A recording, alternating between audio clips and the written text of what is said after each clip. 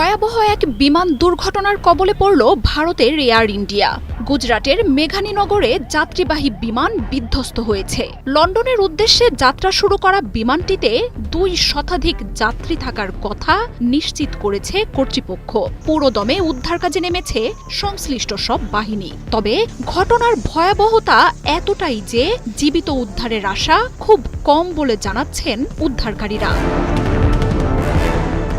ভারতীয় গণমাধ্যমগুলো বলছে 2 শতাধিক যাত্রী ও ক্রু নিয়ে বিধ্বস্ত হয়েছে এয়ার ইন্ডিয়ার যাত্রীবাহী এক বিমান।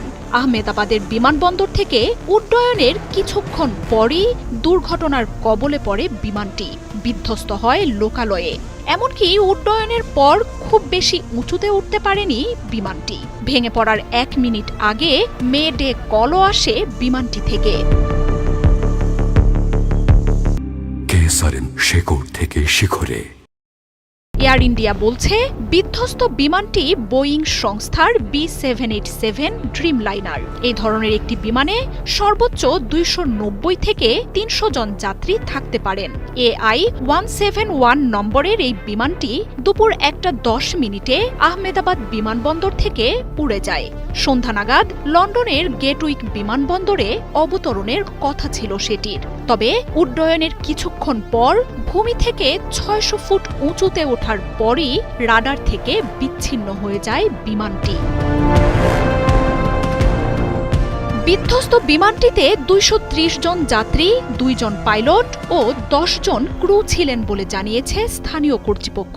এয়ার ইন্ডিয়া বলছে বিধ্বস্ত বিমানটিতে 169 জনই ভারতীয় নাগরিক, 53 জন ব্রিটিশ নাগরিকও ছিলেন সেখানে। বাকিদের মধ্যে 1 জন কানাডিয়ান ও 7 জন পর্তুগালের নাগরিক থাকার কথা জানিয়েছে এয়ার ইন্ডিয়া। ওড়ার কিছুক্ষণের মধ্যেই লোকালয়ের মধ্যে বিমানটি ভেঙে পড়ে। এরপরই বিমানটিতে আগুন ধরে যায়, চারপাশ ঢেকে যায় কালো ধোঁয়ায়। বিমানটি ভেঙে পড়ার পরই উদ্ধার কাজে নামে মোদি রাজ্যের প্রশাসন। হতাহতদের উদ্ধার করে নেওয়া হচ্ছে স্থানীয় হাসপাতালগুলোতে। আশেপাশের সমস্ত রাস্তা বন্ধ রাখা হয়েছে। আহমেদাবাদ বিমানবন্দরে বন্ধ রয়েছে বিমান চলাচল। বিমান দুর্ঘটনায় তৎপর হয়ে উঠেছে ভারতের কেন্দ্রীয় সরকার। গুজরাটের মুখ্যমন্ত্রীর সাথে দুর্ঘটনার সব বিষয় সমন্বয় করছেন কেন্দ্রীয় স্বরাষ্ট্রমন্ত্রী অমিত শাহ। প্রয়োজনীয় সব সহায়তার আশ্বাস দিয়েছেন তিনি। এমনকি যুদ্ধকালীন তৎপরতার মতোই উদ্ধার কাজ চালানোর ঘোষণা দিয়েছে সরকার। দুর্ঘটনাস্থলের আশেপাশে স্থাপন করা হয়েছে গ্রিন করিডোর। মার্জিয়া উপমা, 71।